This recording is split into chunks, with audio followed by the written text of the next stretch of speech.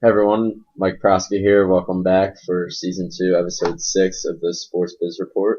Today I'm joined by Brian Falkowski, who is the editor of The Triangle, which is the Drexel paper, the sports editor. And he's also participated in multiple co-ops, so I just want to introduce yourself, first of all, and talk about, I believe your first co-op was with the Hurricane Golf Tour down in Florida. If you want to just talk about how you got that. Yeah, first of all, well done pronouncing my name. I could tell you practice very, very well on that. Yeah, the Hurricane Junior Golf Tour, that was my first one back in 2011 when I was a pre-junior, I guess. Originally I was a spring-summer co-op, but that one kind of came up. Our old co-op advisor, Mark Gress, I don't know if you're familiar with him, but I know Kevin would be too. He kind of just emailed out the opportunity in like late fall term, I guess, and then I applied for it. It's based out of Jacksonville, Florida. Just applied for it, did a couple phone interviews, did pretty poorly on the phone interviews, I thought, but the guy gave me a shot, and I actually went down with another kid from Drexel, who was in the sport management program at the time, and it was us two and then a couple other college kids from mainly the north, I think Ohio University, maybe like Minnesota, something like that. And we kind of like ran the whole thing almost. There was the executive director and then the 5 of us basically doing all the work for the tour. Myself, I was the like PR and communications director, I guess. So I like reached out to local newspapers. I mean, it was a pretty small operation, but it was a good experience writing press releases, writing recaps of the tournaments, and then actually working on the tournaments, setting them up. On the golf course, doing like hole locations and like golf specific stuff. So it was a lot of fun in that respect too. A lot of work, a lot of traveling. It was based out of Jacksonville. We drove as south as like Tampa, which is like probably 3 hours away. And then as north as like Charleston, South Carolina, around that area. So, like I said, it was a small operation. We just drove up in his like van with the thing hitched to the back. We opened up the van and like set up the tournament. So it was pretty cool. Got to know. I mean, I was a golfer originally. I got to know a lot about golf and the rules and all that stuff. Like we would make actual rulings on the course. But in terms of the actual experience, I think it was really good for my first one because it was such a small operation. We had a lot of responsibility, or at least the time, my first real, like, I guess, working experience in sports. And it allowed me to kind of try new things and take responsibility for my work and things like that. But, yeah, and that was my first one. Do you want me to talk about the other ones too? Or? Yeah, just a quick question off of that. Sure. Obviously you had to go, move away for that. And, I mean, when I was a freshman and I came here, a lot of what I heard was in sports you have to be willing to move because that's just the business, the industry. Did you find it hard to make that first step and actually move down for 6 months? Or what advice would you give to, say, like a freshman or an undergrad to, just take advantage of the opportunity? Yeah, it's definitely a great question. I mean, I've been talking to Brett a lot lately since I'm graduating, and he's kind of Brett Burchett. Everybody's familiar with him, but I mean, we did a podcast with him, so people know him. He's a little famous around these parts, I guess. But he's one of the advocates of moving around and looking at. He's been, Indiana, Temple, where else? Northeastern, basically wherever O'Brien went. I think he told me is where he went. But in terms of doing that, I think it helped a lot that my friend from Drexel was doing it with me, even though he actually didn't have a great experience with it and left early. Like he left halfway through. But at that point I'd made friends with the other kids, so it was all right. But taking that first jump, I mean, I don't remember exactly how I felt, but I think I felt pretty optimistic that it'd be a cool experience. I know a lot of people at Drexel's like a school with a lot of kids from around the area who might be afraid to maybe branch out, but I mean, I'd give it a shot, get a different experience, if you're willing to do it, I guess. I think, moving my stuff, I mean, it wasn't a big operation. I flew down, had a couple suitcases, and I think my parents sent a few boxes of my stuff later on, but in terms of that, I mean, if it's a good enough opportunity, I think it would be a good idea to take a chance and try to figure it out. This is the time too, because you never really know when you'll have that opportunity. Yeah. Again. I mean, if you in the 3 co-op program, I mean, maybe you want a shot, stay local. I don't know. That's a good point too, because like you're from Pittsburgh and you came here, so you're a little more obviously open to moving since you moved to come to school. Like I'm from the area, so I'm a little, I'm looking at co-ops in just like New York and DC, and that's kind of like freaking me out a bit. But like you moved all the way down to Florida, it's something that like once you break the comfort zone, then it's a lot easier going forward. And yeah, I think so. And I mean, New York and DC, there's a lot of great opportunities there. So big cities, so new cities. Yeah, Philadelphia's kind of big too. For my small Pittsburgh. All right. Well, moving on. I believe you just finished or are on co-op at Citizens Bank Park. Yeah, it was actually with Citizens Bank. With Citizens Bank. Yes. Okay. You want to talk a little bit about? Sure. About what you did. We skipped my second one, which was. Did we? Yeah. No, but it's totally not interesting. It's totally fine with me. It actually right, wasn't good. that interesting.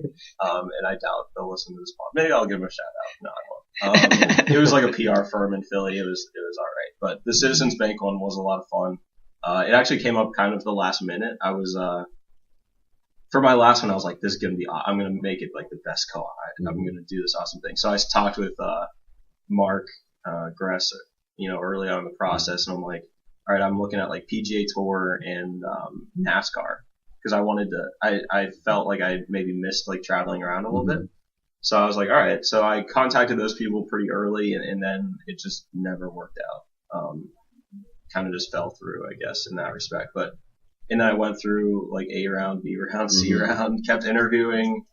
I forget if I wasn't offered many co-ops or if I turned them down or whatever, but nothing really caught my eye. And then I think like February came around and I still didn't have anything. So, a guy that was working, with Citizens Bank, he had been an intern starting last year in 2012. He was a master's student here. His name's John Laurie. He came into the class and talked a little bit about the program, public affairs position at Citizens Bank, and he, said we're looking for another intern for the season. So I was like, all right, I'll give it a shot. Sounds like a great opportunity. So did an interview. It was a pretty quick process. I think in just like a couple weeks maybe it was all over and they offered me the position. So I guess I was grateful that kind of came up. I don't know what I would have done. Just pull something together. I have no idea. Do you want to go into about what actually, what your responsibilities were? Yeah. It was a public affairs position. So I was working at the Comcast Center, with Citizens Bank and with those guys and with the Philly sponsorship primarily. And then also there are other community relations, endeavors, I guess, around the city and around the area. And then the Phillies, basically, there's something called the Games of Baseball at Citizens Bank Park. That Citizens Bank owns the space and wants to activate their sponsorship. Vocabulary word. Very, very good sport management. Yeah. No, but they're definitely one of the, probably one of the best sponsors in that respect.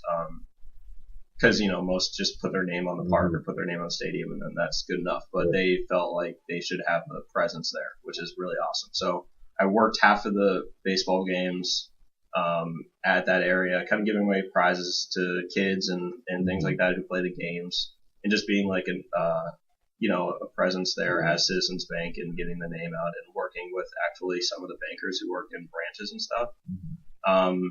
So that was really cool to actually work in the park and have that kind of responsibility too. And also see the fan, be right hands-on with the fans. I'm sure that's it. Yeah, exactly. Something you don't realize in sport management as much as you probably should. Yeah, it was definitely a cool thing. I mean, they all told me that it wasn't as hectic as it was in previous years because the Phillies didn't do as well, but it was still a cool experience. And then in the office, just take care of little clerical things and whatever else came up. And yeah.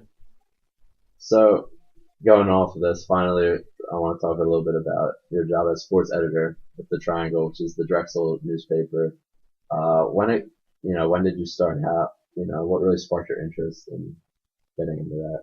I think after I did the golf tour thing, I had written a little bit in like high school for my paper, but I kind of lost interest. But when I came back from that and I had written like press releases and game stories and things like that, I was like, yeah, I'll give it a shot. So I went in that fall, after in my pre-junior year, I guess, and just started writing. They gave me men's soccer, who at the time was pretty crappy, but I had fun going to the games, interviewing the coaches, and writing different stories about that. And by the time the spring came around, I did some other assignments. Like I did a feature on Derek Thomas at one point. That was really cool for me, at least. I mean, to have that kind of like exposure. He's a nice guy.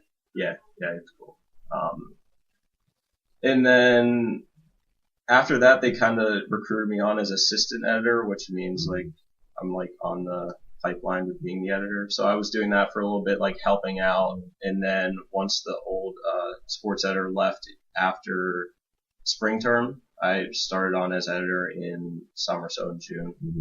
And it's been a lot of fun. I mean, having good writers like Kevin and Adam Herman and Brian Palmer's another guy who's in sport management, and then trying to think who else. I don't think anybody else is in Steve sport management.